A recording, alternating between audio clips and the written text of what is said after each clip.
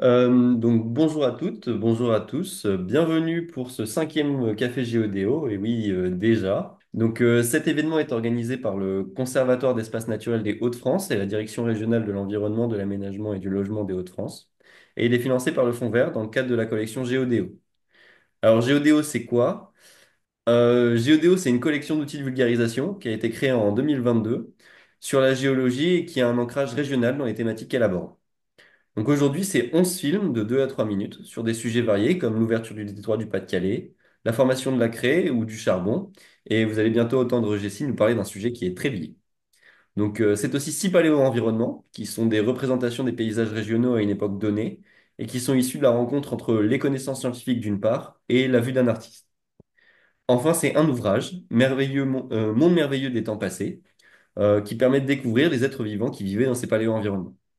Donc tous ces outils sont téléchargeables gratuitement sur le site du conservatoire et je vous mettrai le lien dans le chat dès que j'aurai terminé ma présentation. Donc, nouveauté 2024, les cafés Géodéo. Donc qu'est-ce que c'est? C'est un cycle de webinaire pour compléter les outils qui sont produits et permettre aux usagers et aux autres curieux de poser leurs questions aux experts qui ont participé à produire ces ressources. J'ai le plaisir d'accueillir aujourd'hui Jessie Cuvelier, ingénieure d'études au CNRS à l'Université de Lille, qui va nous parler des liens entre exploitation houillère et développement des sciences de la Terre. Donc, Jessie, c'est à toi, et si tu veux te présenter plus amplement et commencer ta présentation. Bonjour tout le monde. Comme tu l'as dit, Kani, je suis actuellement ingénieure d'études au CNRS et responsable des collections de paléontologie de l'UMR Evo Eco Paléo. C'est un laboratoire de biologie, écologie et paléontologie qui se situe actuellement sur le campus Cité scientifique de l'Université de Lille. Alors, grâce à Géodéo, j'ai participé à la formation, à la réalisation du film sur la formation du charbon, ainsi qu'à la conception du paléo-environnement du Carbonifère. C'est une forêt donc luxuriante qui s'est mise en place dans la région au Carbonifère à peu près vers les 300 millions d'années. Et c'est dans ce cadre-là que je vais vous parler un peu des relations entre le charbon et cette forêt, ou plus précisément, je vais vous parler des liens qui ont existé entre l'industrie minière ainsi que les recherches géologiques et paléontologiques qui ont été menées à la Faculté des sciences de Lille. Alors pour cela, dans un premier temps, je vais faire un rapide rappel sur l'exploitation minière qu'il y a eu dans le Nord-Pas-de-Calais. Ensuite, j'évoquerai quelques apports de la géologie, mais surtout de la paléontologie dans cette exploitation du charbon. Et le but étant de vous montrer comment une collection de paléobotanique exceptionnelle s'est mise en place à la Faculté des sciences de Lille au cours du XXe siècle. Et pour terminer, je vous évoquerai un peu l'histoire du laboratoire de paléobotanique qui s'est mis en place et qui s'est développé au XXe siècle à la Faculté des sciences de Lille et qui a eu une renommée internationale. Pour commencer sur l'exploitation intensive du charbon dans le Nord-Pas-de-Calais, tout d'abord, le bassin houiller qui va nous intéresser dans cette présentation, c'est le bassin principal qui va, comme vous voyez sur cette carte, de Ligny-les-Airs à l'ouest jusque Valenciennes et Condé. C'est ce bassin qui a été classé, pour rappel, à UNESCO, patrimoine de l'UNESCO en 2012. Et ce bassin a exploité le charbon de 1720 à 1990. Alors, l'exploitation du charbon dans ce bassin est une exploitation souterraine. Donc, il faut savoir que il a fallu creuser des puits pour exploiter ce charbon et actuellement, plus de 700 puits ont été recensés et on a même estimé à 100 000 kilomètres de galeries qui ont été creusées sous nos pieds. Cependant, c'est pas là c'est pas dans ce bassin que le charbon a été exploité en premier dans la région. Le, la première exploitation du charbon dans la région, en fait, elle date dès en fait, le XVIIe siècle, en 1689, du côté de Boulogne, dans le bassin boulonnais, qu'on voit sur la carte en bas de gauche. Et cette exploitation a commencé là-bas parce que le charbon est à ce niveau-là à fleur de sol. Ça veut dire qu'il n'est pas très profond. Les premières exploitations de cette concession, c'était surtout des exploitants. Donc, c'était une exploitation artisanale et un peu anarchique. Ce qui est tout à fait l'opposé de ce qui va se passer dans le bassin principal, puisque celui dont on va parler va être exploité par 26 compagnies minières et ensuite ce sera au lendemain de la Deuxième Guerre mondiale, 9 groupes miniers différents. Alors, si on observe un peu l'histoire des différentes compagnies minières au cours de l'apparition de ces compagnies minières au cours de l'histoire, tout d'abord, il faut rappeler que la première découverte de charbon s'est faite du côté de Fresnes en 1720. Alors, c'est plus ou moins une découverte fortuite, puisque pour rappel, le charbon est exploité de l'autre côté de la frontière, en Belgique, dans les bassins de Mons, Liège et Charleroi, à ciel ouvert. On savait déjà qu'on avait du charbon du côté de Boulogne, pas très profond. Donc, forcément, les exploitants supposaient l'existence de veines de charbon entre les deux.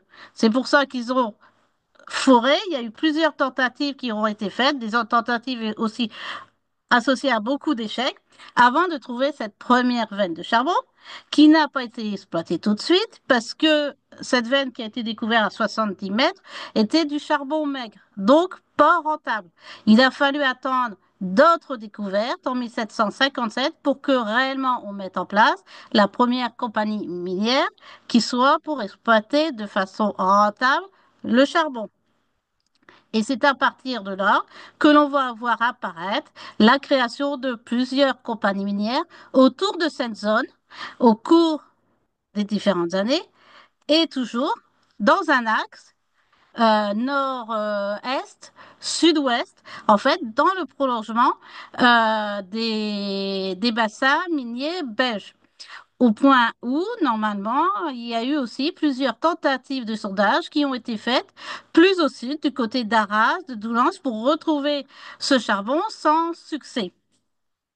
Ce n'est qu'en 1842 qu'on va retrouver ce charbon, plus au nord, à Wany, de façon fortuite, soi-disant grâce à l'initiative de Madame de Clères.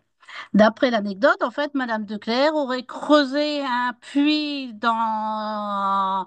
autour de son château pour récupérer l'eau, mais elle n'est pas tombée sur l'eau, mais une veine de charbon. Alors, comme je dis, c'est soi-disant, parce qu'il faut savoir que déjà à cette époque, un ingénieur, donc l'ingénieur des mines responsable de l'arrondissement d'Arras, qui s'appelait Charles Duswich, avait déjà supposé que la structure du bassin houiller de la région était très complexe, que probablement ce bassin était constitué de différents blocs et qu'il pourrait être assez intéressant de prospecter plus dans le nord pour retrouver ces veines de charbon. C'est ce qui s'est passé. Et en particulier, on a vu comme ça la multiplication et la création et multiplication des compagnies minières.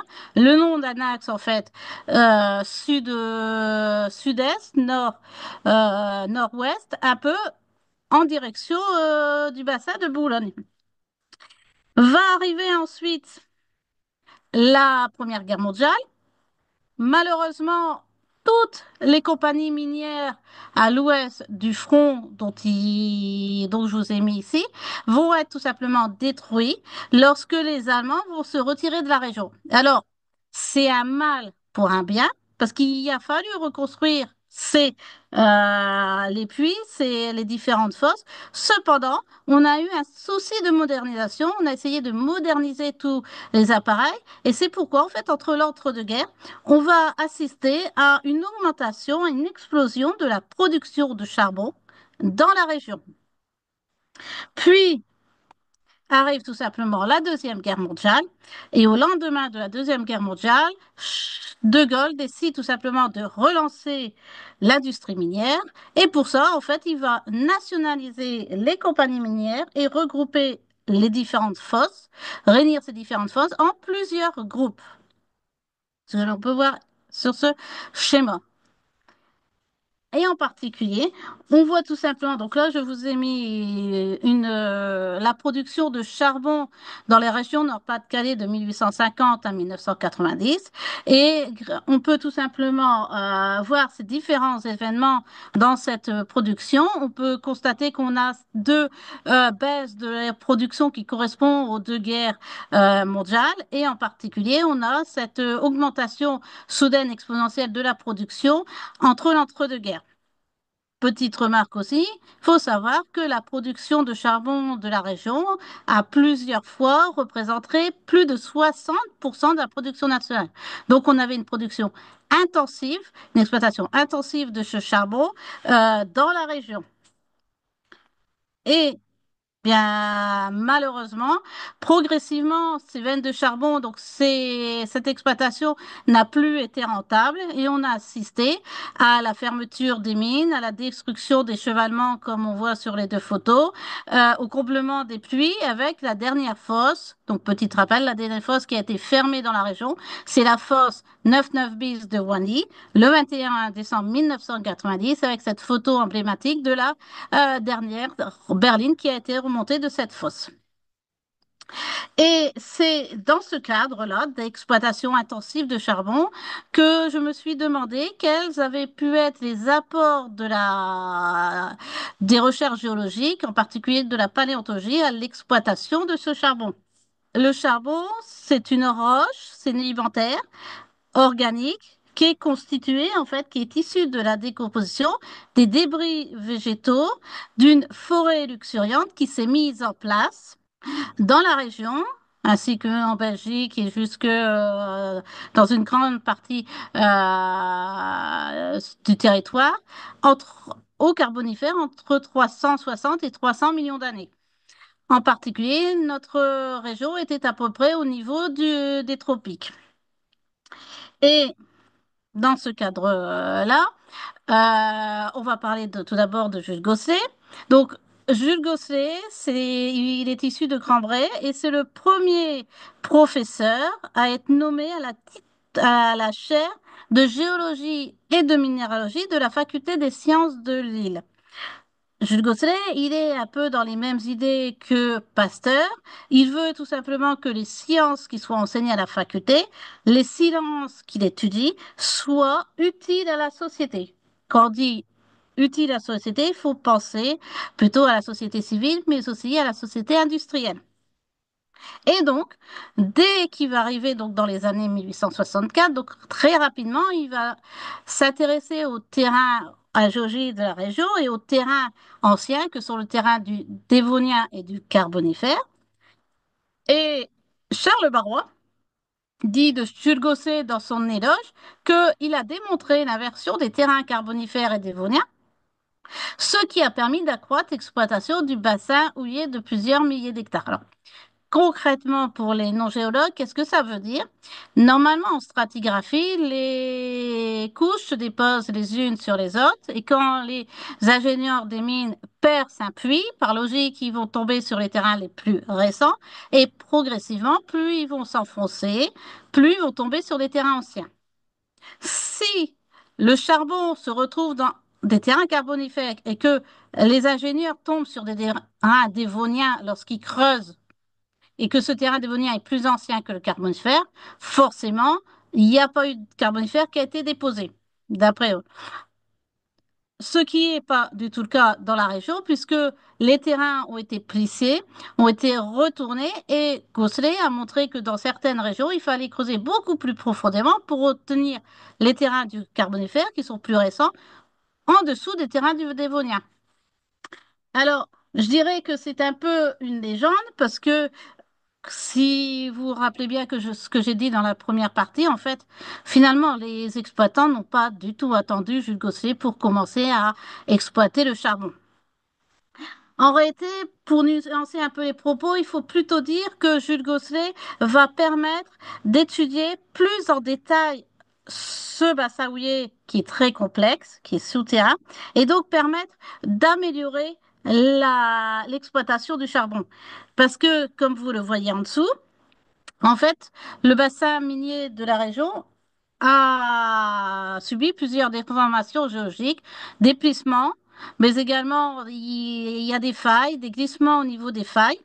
Et le charbon dans la région est un charbon tout simplement, c'est des veines de charbon très fines. Ça veut dire qu'ils ne sont pas très importants, ça maximum 1 mètre d'épaisseur. Quand je vous dis c'est le maximum, la plupart du temps, elles font moins qu'1 mètre d'épaisseur. Donc, c'est très difficile lorsque l'on perce des puits qui sont distants de plusieurs mètres, voire plusieurs kilomètres, de pouvoir suivre les veines de charbon entre des puits. Et c'est là où la géologie, et en particulier la paléontologie, va nous aider, puisque lorsque l'on exploite une veine de charbon, il faut savoir que au-dessus et en dessous de cette veine de charbon, on trouve des traces de plantes fossiles. Ce qu'on appelle le dessus et le dessous, c'est ce qu'on appelle le toit et le mur. Et on peut trouver des traces de fossiles comme les photos que je vous ai mis là, qui sont des échantillons qui sont issus de la collection que je gère et qui ont été récoltés dans la région. Donc, par exemple, des traces que l'on peut avoir au niveau des murs, c'est des traces de racines. Donc là, je vous en ai pas mis, je n'avais pas assez de place. Et donc, grâce à la composition en espèces fossiles que l'on trouve au-dessus et en dessous de ces veines, on va pouvoir caractériser ces veines. Et c'est ce que a montré Bertrand en 1907 dans un article. Donc là, je vous ai mis un tableau où vous voyez pour la compagnie des mines de Bruay, donc les fosses, donc là, les numéros, c'est 1, 3, 4, 5 et 5 bis. Et juste en dessous, on a le numéro des veines. Alors, suivant les compagnies, des fois, ils mettent des numéros. Des fois, c'est des noms. Et en dessous, on se retrouve avec le nom des plantes fossiles qui ont été trouvées au niveau de chacune de ces veines, avec tout simplement un plus pour la présence et un point pour l'absence. Et donc, cette composition en espèces fossiles a permis de corréler les veines de charbon entre deux puits, tout simplement, comme vous voyez à la droite. Donc, depuis espacé de plusieurs mètres, voire kilomètres. Donc, cet outil a permis finalement d'améliorer la prospection minière du gisement de la région. Et pour pouvoir mettre en place cet outil, ben, tout simplement, il faut une collection de références de plantes fossiles que l'on trouve dans les terrains houillers de la région. Cependant, Charles Barrois, il a été l'élève de Jules Gosset, mais surtout, il va être le successeur de Jules Gosset à la chaire de géologie de la faculté des sciences de Lille. Il va reprendre la chaire en 1902 lorsque Jules Gosset va partir à la retraite. Pour aussi l'anecdote, Charles Barrois, il est issu d'une famille de bourgeois et surtout, il a des cousins administrateurs dans certaines compagnies de mines. Il est même, lui, à un moment donné, aussi administrateur de certaines compagnies des mines. Et donc, il s'est très bien conscient que les compagnies des mines n'ont pas les compétences pour constituer cette collection de fossiles. Par ailleurs, il sait aussi que les ingénieurs des mines n'ont pas le temps du tout simplement d'étudier ces fossiles. C'est pourquoi lui a le projet de créer une collection de plantes fossiles de référence à la faculté des sciences et d'aider les ingénieurs à déterminer ces plantes fossiles le plus rapidement possible. Ce projet, il le monte en 1907 et c'est dans ce cadre-là que va se mettre en place une collection paléobotanique exceptionnelle à la faculté des sciences de l'île grâce à l'aide des compagnies minières et des HBNPC. Donc les HBNPC, c'est les houillères du Nord-Pas-de-Calais. Pour cela, Charles Barrois va être bon diplomate. En 1907, il va envoyer un courrier à toutes les compagnies minières qui sont un peu concurrentes pour leur demander de lui envoyer des échantillons des échantillons et des fossiles qu'ils trouvent dans leur mine, si possible avec les informations de localisation. Et associé à ce courrier, il va tout simplement joindre un travail que a fait Maurice Lorich, qui est un élève également. Après coup, il va devenir maître de conférence à la faculté des sciences de Lille sur les fossiles houillés de la région. Et les compagnies minières vont répondre par la positive. Là, je vous ai mis deux réponses de lettres que Barrois a reçues suite à sa demande. Deux lettres qui sont émises, donc une par les compagnies des mines d'Austrécourt, l'autre par les compagnies des mines de Vicouane, où celle en bas nous dit de Vicouane qu'il va tâcher de faire récolter quelques empreintes dans ses fosses, mais comme vous le savez, elles sont excessivement rares et bien peu nettes. De l'autre côté, Austricourt, lui, dit, je charge ces derniers, donc c'est les ingénieurs dont il parle, de ramasser tous les fossiles et empreintes qu'ils pourront trouver dans nos différents travaux en ayant soin d'indiquer exactement à quel endroit chacun de ces échantillons aura été prélevé. Notre ingénieur principal les recueillera et ils seront remis à votre délégué ou bien envoyés par nos soins à l'Institut. Et c'est ainsi que les compagnies minières vont tout simplement mettre à disposition des moyens matériels et logistiques aux professeurs de la faculté des sciences. De la faculté des sciences. Premièrement, leurs ingénieurs des mines vont récolter des fossiles au cours de l'exploitation du charbon, mais également, ces compagnies minières vont envoyer ces fossiles probablement via le train jusqu'à la gare de marchandises de Lille, qui est à cette époque la gare Saint-Sauveur, à quelques pas de l'Institut des sciences naturelles de l'Institut de géologie de Lille. Et c'est ainsi que Charles Barrois va monter cette collection de références. Il va aller même plus loin, il va monter un musée qu'on va nommer le musée Houillet de Lille. Alors, je suppose qu'il y en a certains qui ont déjà reconnu le musée d'histoire naturelle de Lille. C'est normal puisque, en fait, le musée d'histoire naturelle de Lille est l'ancien institut des sciences naturelles de la faculté des sciences de Lille. Et la partie que vous voyez là, c'est la partie géologie quand vous rentrez dans ce musée.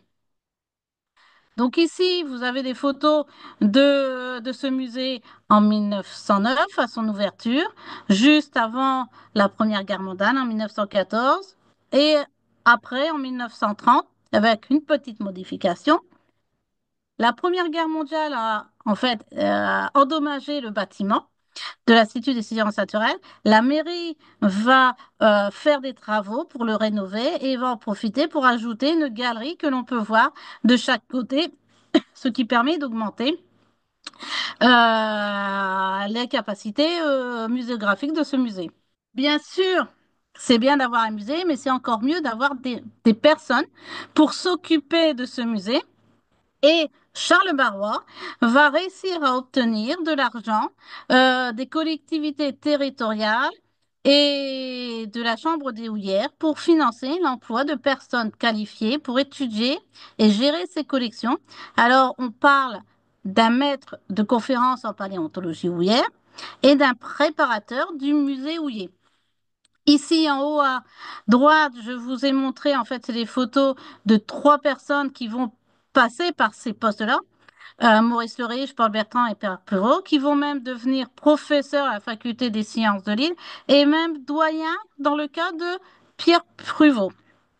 Juste à côté et en dessous, vous avez des photos, un extrait des budgets de la faculté des sciences de Lille, où on voit bien que de l'argent a été versé donc par la Chambre des houillères, mais également par le département du Nord, par le département du Pas-de-Calais et par la ville de Lille pour pouvoir embaucher, employer des personnes pour travailler sur la paléontologie houillère et le musée houiller. C'est bien dirigé sur ces postes-là.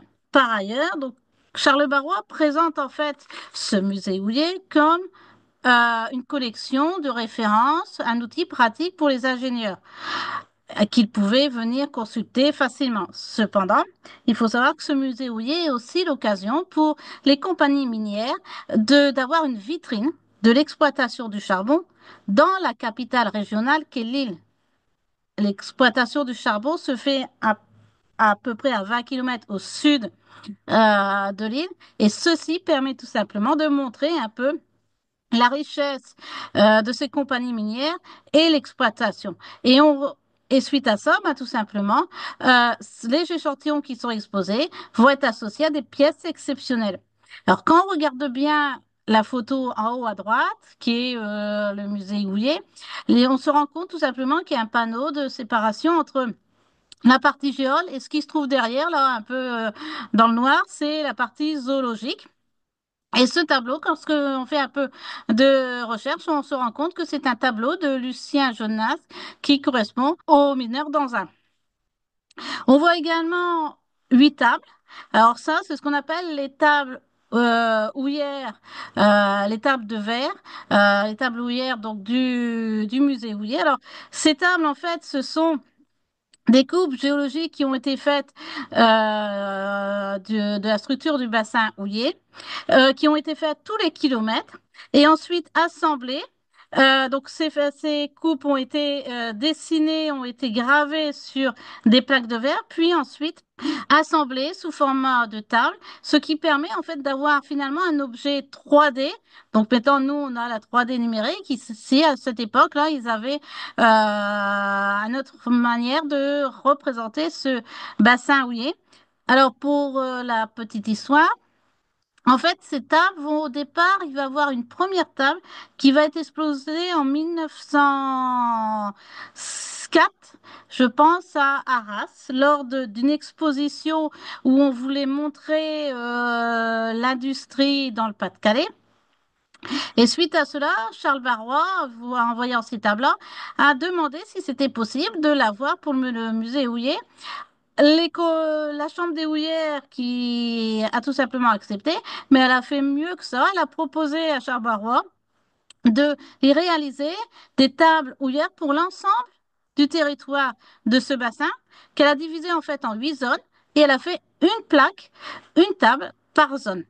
Tout ça aux frais de la chambre des houillères, ce qui, à cette époque-là, a dépensé à peu près 10 000 francs, mais ça, c'est uniquement le coût matériel.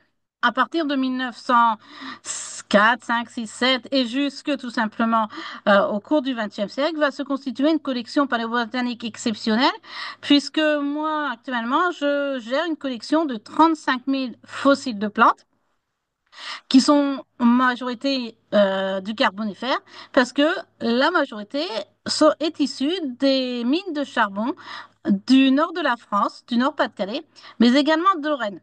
Alors pourquoi de Lorraine? Au lendemain de la Première Guerre mondiale, la France récupère l'Alsace et la Lorraine. Le charbon était exploité par les Allemands en Lorraine, donc il faut exploiter ce charbon, surtout que les mines de charbon dans le Nord-Pas-de-Calais ne sont pas encore, pour une partie, détruites, donc ne sont pas utilisables. Pour cela, on va demander aux ingénieurs du Nord-Pas-de-Calais qui sont un peu au chômage en attendant la reconstruction des puits, de pouvoir étudier et mettre en place l'exploitation de ce charbon Lorraine. Et donc, qu'est-ce qu'ils vont faire? Il faut connaître la structure géologique. Ils vont aller demander à Charles Barrois et à son équipe de paléontologues et paléobotanistes. C'est ainsi qu'on va enrichir la collection d'échantillons de cette région-là. Donc cette collection actuellement, elle est à l'Université de Lille. Au départ, elle avait un rôle stratigraphique. Elle était utilisée par les ingénieurs des mines. Aujourd'hui, elle a un rôle scientifique puisque c'est une collection de référence en paléobotanique. Vous imaginez bien qu'avec 35 000 spécimens, on a une diversité de plantes très importante. Et surtout, cette collection a été étudiée fréquemment depuis longtemps, puisque au cours du XXe siècle, il y a eu presque 73 article qui figure, qui photographie au moins un échantillon de ces collections. Donc, c'est ce que je vous ai mis en haut à gauche et juste en haut à droite, on voit que la participation des compagnies minières à ces collections et qui est tout simplement très diversifiée. On voit qu'à peu près l'ensemble des compagnies minières ont participé à ces collections. Donc ça, c'est uniquement les typés figurés. Alors, ce que l'on appelle typés figurés en paléontologie ou en... Ce sont dans un premier temps tous les spécimens qui sont photographiés dans des publications, que ce soit des articles, des livres ou des thèses. Et parmi les spécimens qui sont figurés, certains même ont été tout simplement désignés comme spécimens de référence pour créer de nouvelles espèces fossiles. C'est ce qu'on appelle les types.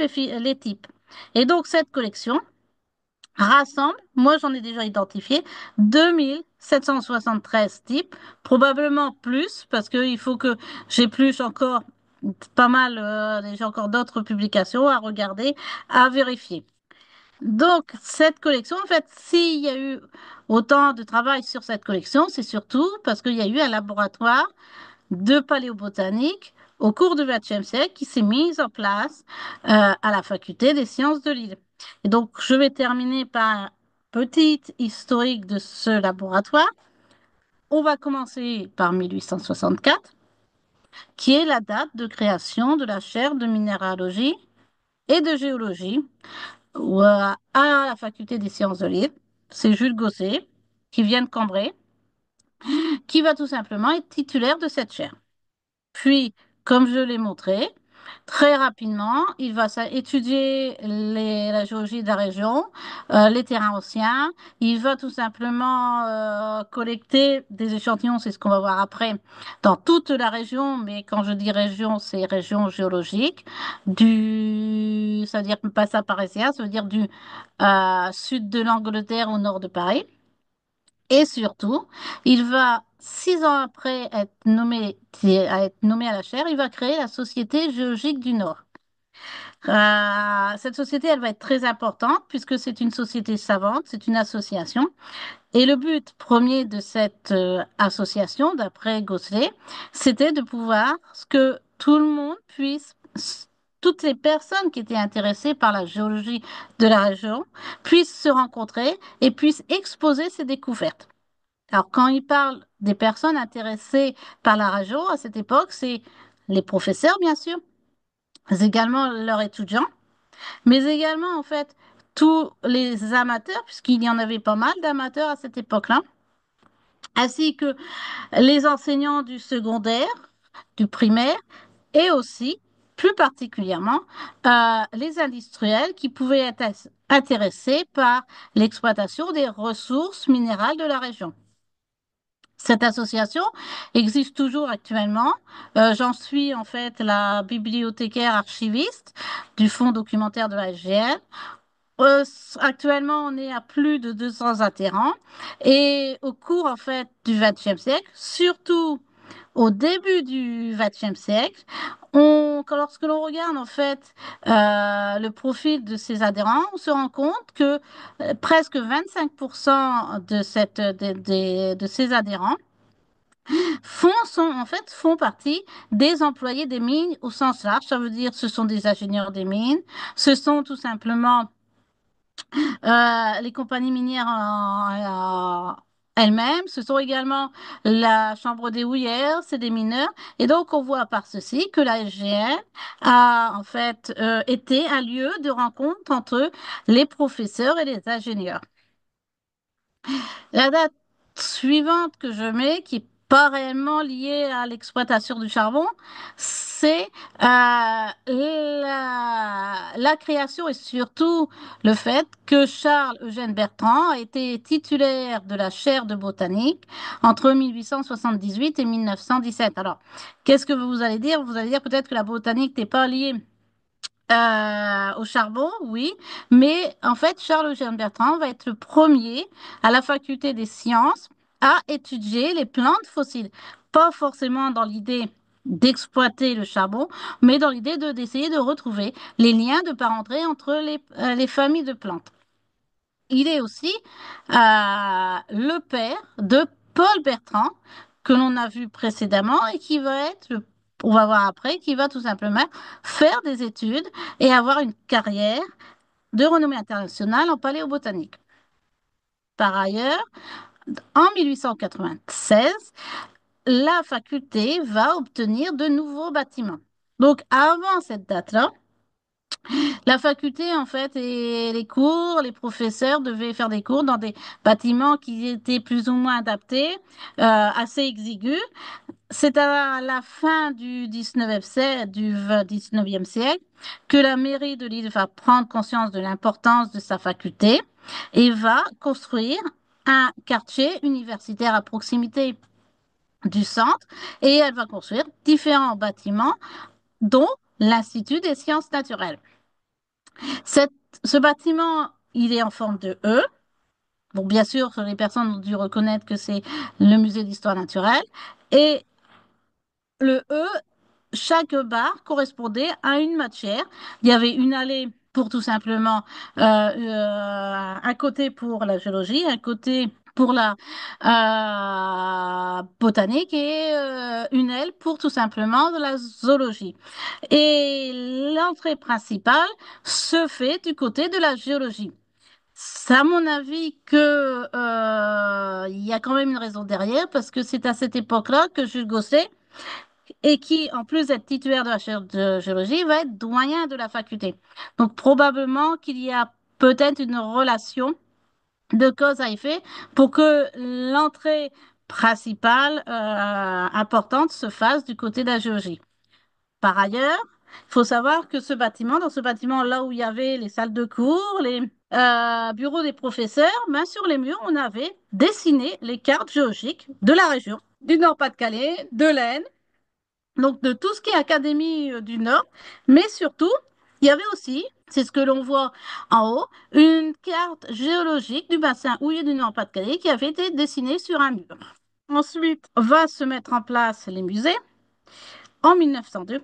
Alors, en fait, le musée de géologie de 1902, en fait, c'est résulte des collections que Jules Gosselet a, en fait, a constituées en ramassant des roches et des fossiles dans toute la région lors de ses cours, lors de ses excursions à la SGN. Et donc, ce musée va être inauguré au moment où Jules Gosselet va prendre sa retraite. Charles Barrois va lui succéder. Et lui, comme on l'a vu précédemment, va tout simplement créer un musée houiller plutôt thématique sur les fossiles qu'on trouve dans le bassin houiller.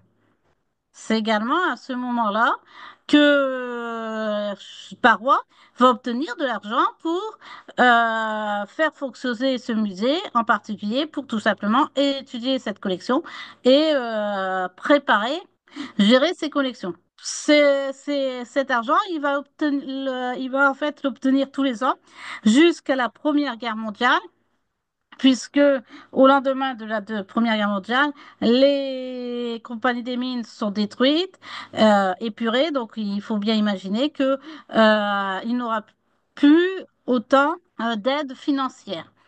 Pour la petite anecdote aussi, ces collections vont être présentées lors de l'exposition universelle à Bruxelles en 1910. Au lendemain de la Première Guerre mondiale, il n'y a plus d'argent pour faire fonctionner, pour mettre en valeur ces collections, mais progressivement, la faculté va prendre conscience de l'importance de la paléobotanique et va créer une chaire de paléobotanique en 1926 qui va être confiée à Paul Bertrand, le fils de Charles Eugène Bertrand, qui est passé, ben, si on se rappelle bien, au poste de maître de conférence en paléontologie houillère avant la Première Guerre mondiale. Pour l'histoire, Paul Bertrand va faire une carrière exceptionnelle ici à Lille, au point où le Musée national d'histoire naturelle de Paris va le réclamer quand il va créer sa chaire de botanique. Il va pas y rester longtemps puisqu'il va y aller juste avant la Deuxième Guerre mondiale et qu'il va y mourir également avant la Deuxième Guerre mondiale. Mais ceci explique que de 1932 à 1900 70. Beaucoup de thèses en paléobotanique, 29, vont être soutenues à la faculté des sciences de Lille. Ces thèses étant publiées ont obtenu l'aide financière des houillères du bassin lorrain ainsi que des houillères du bassin du Nord-Pas-de-Calais lors de leur publication, suivant en fait les thèmes suivant les thèmes de ces thèses. Je fais juste une parenthèse. C'est également en 1931 que l'Institut de la houille est créé. Alors, c'est une création sur le papier, mais finalement, cet institut ne sera jamais créé matériellement. Il y a eu un grand bouleversement, c'est dans les années 1960, puisque à cause du baby-boom juste après la Deuxième Guerre mondiale, il y a eu un nombre exponentiel d'étudiants dans la majorité des facultés françaises et la plupart de ces facultés ont dû créer, ont dû construire de nouveaux bâtiments pour accueillir tous ces étudiants. Dans le cadre de Lille, la faculté a été tout simplement déménagée sur un nouveau campus, le campus cité scientifique pour la faculté des sciences à Villeneuve-d'Ascq. Et c'est à ce moment-là que les professeurs vont déménager. Et s'ils déménagent, ils vont prendre les échantillons sur lesquels ils travaillent. Et comme à cette époque, c'est essentiellement un laboratoire de paléobotanique, ils vont rapatrier les échantillons de paléobotanique. Ces fameux échantillons que l'on a vus, ces 36 000 fossiles, le musée Houillet va plus ou moins ne plus trop exister. En fait, sur les échantillons que Gosselin a récoltés avec ses successeurs, c'est en fait une grosse collection de plus de 200 000 échantillons. Et le reste, en fait, des collections hors paléobotanique va rester sur place dans le bâtiment d'institut qui va ensuite être récupéré par la mairie de Lille pour former le musée d'histoire naturelle de Lille. D'où le fait que le musée d'histoire naturelle a des collections très importantes en chiffres, au moins plus de 180 000, avec des échantillons très variés, des minéraux, des roches, des fossiles qui vont tout simplement des ammonites, brachiopodes, échinodermes, tout ça, et peu de plantes. L'essentiel des plantes fossiles se trouve dans notre laboratoire de l'UMR Éco-Paléo, puisque à partir de 1977, donc au lendemain de la Deuxième Guerre mondiale, le CNRS est créé, je crois que c'est même 1939, et il va s'intéresser au laboratoire de paléontologie qui est à la faculté des sciences et va créer les premiers laboratoires mixtes en fait entre université et CNRS en 1977 et de 1977 à 2015, il va se succéder ainsi plusieurs laboratoires de géologie et de paléontologie dont les thèmes vont progressivement varier en fonction de l'actualité. Vous imaginez bien où jusqu'avant 1970, le laboratoire était essentiellement paléobotanique. La fermeture des mines arrive. Progressivement, la paléobotanique va être un thème, mais qui va être un thème secondaire. On va plutôt s'intéresser au paléozoïque au sens général. Les professeurs vont développer de nouvelles compétences, par exemple en micropaléontologie, en paléontologie en fait, des échantillons de très petite taille. Et la thématique, la question, la problématique va progressivement changer d'une problématique au départ stratigraphique.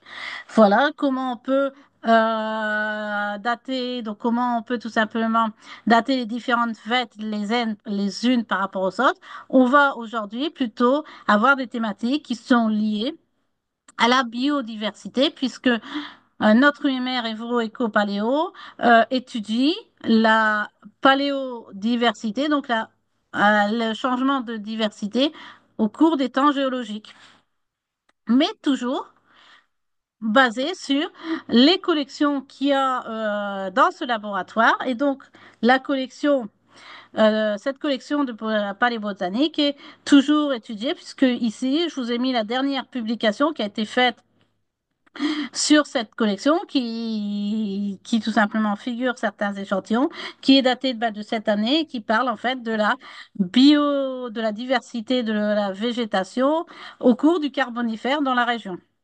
En cette collection est également utilisée dans l'enseignement, mais surtout dans la diffusion des savoirs. C'est une collection qui est exceptionnelle parce que c'est une collection de référence qui a de valeurs scientifiques très importantes, mais surtout, j'espère vous l'avoir montré dans le cadre de ce café Sucedeo, c'est une collection qui reflète l'histoire industrielle de notre région. Et les échantillons qui ont été prélevés sont des échantillons exceptionnels avec des localisations précises que l'on ne pourrait plus obtenir actuellement si on voulait récupérer des échantillons sur les terrains. Et je vais terminer ma présentation par cette diapo en espérant que vous avez compris en fait que la géologie houillère et la paléontologie houillère, le développement de ces disciplines est le résultat en fait d'un réseau de nombreux acteurs qui, bien sûr, au départ, comprennent tout ce qui est les professeurs de la faculté des sciences, mais les maîtres de conf, les préparateurs du musée Houillet, les garçons de laboratoire. Ce réseau inclut également le milieu associatif, en particulier la Société géologique du Nord, qui a été un lieu d'échange entre ingénieurs et amateurs de paléontologie. Les ingénieurs des mines qui ont finalement récolté l'essentiel des échantillons qui sont dans la collection. Les compagnies minières qui ont mis à disposition de ces personnes des moyens logistiques et matériels pour étudier ces collections. Et certaines institutions comme la ville de Lille ou le département ou la Chambre des houillères du Nord-Pas-de-Calais qui ont payé tout simplement des emplois pour étudier cette collection, mais également pour développer ces disciplines dans la région. Donc voilà. Et je vous remercie tous pour votre attention. Merci beaucoup pour ta présentation. Le Paléodictyoptère a réussi à arriver au bout. Et de ce fait, si jamais vous avez des questions, n'hésitez surtout pas à les noter dans le chat. Je suis attentif et je les transmets à Jessie. Et en attendant que vous ayez le temps d'écrire vos premières questions, je me permets d'ouvrir le bal. En parallèle de la découverte des fossiles de plantes, est-ce qu'il y a quand même un gisement fossile d'animaux sur tout ça? Est-ce que dans les collections, on trouve aussi... Alors, les animaux dans cette période, en particulier dans les bassins houillers, il y en a quand même. Ils sont beaucoup plus rares que les plantes. Il y en a eu. Il y a même une thèse de Pruvot sur ces animaux, mais en fait, ils sont déposés au musée d'histoire naturelle de Lille. J'aurais quelques animaux ici, mais c'est pas grand-chose, c'est pas beaucoup d'éléments par rapport à ce qui se trouve au musée de Lille. Et souvent, il faut pas imaginer des gros échantillons. Ça veut dire que les spécimens qu'on peut retrouver au niveau des animaux, c'est des ailes d'insectes. C'est également des petits crustacés. Ok. Et donc, c'est ce qui explique le fait que, comme c'est cette approche stratigraphique de dater les veines de charbon, ça explique la pauvreté du matériel, explique qu'on ne les a pas tant étudiés. La pauvreté également parce que en fait, ce qui se passe, c'est que il n'y avait pas réellement de spécialistes des animaux que l'on trouve dans cette période-là, lorsqu'il y a eu le déménagement. Donc finalement, c'est pas sur ça que les enseignants, chercheurs, les maîtres de conf et les paléontologues, les professeurs se sont plus ou moins dirigés. C'est plus sur les plantes parce que c'est beaucoup plus riche au niveau des plantes, même si les animaux sont quand même utilisés pour dater en particulier les niveaux marins. Parce qu'il y a quelques niveaux marins. Lorsque l'on regarde le film sur la formation du charbon, il faut savoir que par moment, tout simplement, les gisements, les marécages vont être ennoyés par le niveau marin qui remonte. Et en même temps, ça va déposer certains fossiles, certaines goniatiques par exemple. Mais ces échantillons, concrètement, il y a eu quand même une division à peu près claire sur les plantes sont restées à l'université, les animaux sont restés au musée. Voilà. Ok. Il y a eu quelques études, mais c'est pas sur ça, c'est pas le plus, les articles, c'est pas sur ce thème-là qui en a le plus. Ok. Merci beaucoup. Une question de Marie. Dans quelle mesure ces professeurs ont-ils travaillé avec la Belgique? Alors, est-ce que ces professeurs ont travaillé en Belgique? Oui. Ils ont probablement travaillé via la SGN parce qu'il y a eu des relations entre professeurs belges et les membres de la SGN, en particulier avec la faculté polytechnique de Mons, qui, pour la petite histoire, a, je crois, donné 6 ou 7 présidents de la SGN. Mais précisément, il n'y a pas réellement beaucoup de collections euh, des échantillons qui ont été prélevés en Belgique. Le travail s'est surtout fait dans l'échange des idées et des découvertes. Une autre question. Peut-on venir voir ces spécimens? Alors, c'est compliqué parce qu'en fait, c'est une collection de recherche qui normalement est ouverte pour les recherches grand public, mais c'est pas un musée. Donc les conditions sont pas des conditions muséographiques. Concrètement, s'il y a des demandes qui sont faites de recherche, il n'y a pas de problème, je peux accueillir, mais c'est pas des collections qui sont ouvertes comme un musée de telle heure à telle heure. Ça veut dire que ces collections sont ouvertes sur demande, tout simplement. Et il faut justifier les demandes. Et par moment, il y a certaines visites qui sont faites. Il y a quelques années, j'avais fait une visite des collections lors des Journées du patrimoine, mais les conditions ne sont pas idéales. C'est du stockage, donc ce sont des allées qui sont assez étroites. Il y a pas de vitrine, c'est des échantillons qui sont dans les tiroirs, mis les uns à côté des autres, voilà. Bah, super, tu réponds à une question qui venait d'être posée sur l'ouverture pendant les journées du patrimoine. Je vais même faire une petite précision au niveau de la dernière question. Même si ces collections ne sont pas visibles pour le grand public, on essaye de prêter et de mettre en valeur ces collections lors d'expositions. Par exemple, la dernière exposition qu'il y a eu sur le patrimoine géologique de la région, ou par exemple, si vous voulez voir un peu la salle de donc ces collections, il y a une émission qui avait été tournée en live par le CNRS sur ces collections dont j'ai mis, alors si je reviens un peu, voilà, le CNRS fait son live. Et ça me fait penser, est-ce qu'il existe des liens avec d'autres collections? Je pense particulièrement au Centre historique minier de Leeuwarden, ou éventuellement peut-être de pouvoir... Alors, les liens, ben, au niveau lien, c'est que j'en ai fait un peu l'expertise de cette collection de Leward. Dans la conception de la collection, il n'y a pas réellement de lien à part Jean-Pierre Lavenne, qui a, donc j'ai pas mis la photo, qui a été le dernier paléobotaniste de l'équipe avant les années 2000, sachant que maintenant on a un nouveau paléobotaniste qui est arrivé récemment. Et lorsque le Ward a voulu monter sa collection, il a demandé donc à des ingénieurs à la retraite de constituer, de récupérer des échantillons, dont un amateur qui était très intéressé par ce domaine, mais toujours sous la conduite de Jean-Pierre Lavenne. Donc, ce sont des liens qui sont plutôt scientifiques. Et certains échantillons qui ont été récupérés, qui ont été récoltés pour le Loward sont également publiés. Il y a 3 publications sur les collections de Loward, voire 4 maintenant. Donc, bah, encore merci à toi pour ce webinaire et ces échanges. Merci à tous pour votre participation, en espérant que vous avez passé un agréable moment et que vous avez appris plein de choses. Et j'espère aussi vous retrouver pour le prochain Café Géodéo. Alors, le prochain est prévu le 12 décembre. Et c'est Chloé Maréchal, enseignante-chercheuse en paléoclimatologie au laboratoire de géologie de Lyon, qui nous parlera des climats passés, qui nous parlera de ce que les climats passés nous enseignent sur le futur du climat. Donc, si vous avez coché la case adéquate dans le formulaire d'inscription, j'aurai l'occasion de vous envoyer les informations par mail.